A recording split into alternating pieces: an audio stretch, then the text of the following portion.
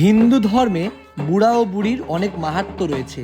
প্রাচীন ধর্মমঙ্গল কাব্য অনুযায়ী বুড়া ও বুড়ি হলেন মহাদেব ও মাতা পার্বতীর এক অবতার। মঙ্গল কাব্য অনুযায়ী ধনপতি সওদাগর ব্যবসা বাণিজ্য করার উদ্দেশ্যে সিংহল প্রদেশে যান এবং মাঝ সমুদ্রে তিনি দেবীর কমলেকামিনী রূপ দেখতে পান। সে কথা তিনি সিংহল প্রদেশের রাজাকে জানালে রাজা তা দেখতে চান, তবে ধনপতি সওদাগর তা দেখাতে ব্যর্থ হলে সিংহল প্রদেশের রাজার দ্বারা আটক হন। দীর্ঘ বছর কেটে যাওয়ার পর পিতার খোঁজ না পাওয়ায় পুত্র সীমন্ত মাতা খুলননার অনুমতি নিয়ে পিতাকে উদ্ধারে যান এবং তিনিও মাঝ সমুদ্রে দেবীর কমলেকামিনী রূপ দেখতে পান এবং সিংহল প্রদেশের রাজাকে বলেন, তবে তিনি তা দেখাতে ব্যর্থ হলে তিনিও সিংহল প্রদেশের রাজার দ্বারা আটক হন।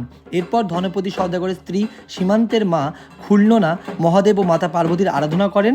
তারপর মহাদেব ও মাতা পার্বতী বুড়া ও বুড়ির অবতার নিয়ে ধনপতি ও সীমান্তকে উদ্ধার করেন।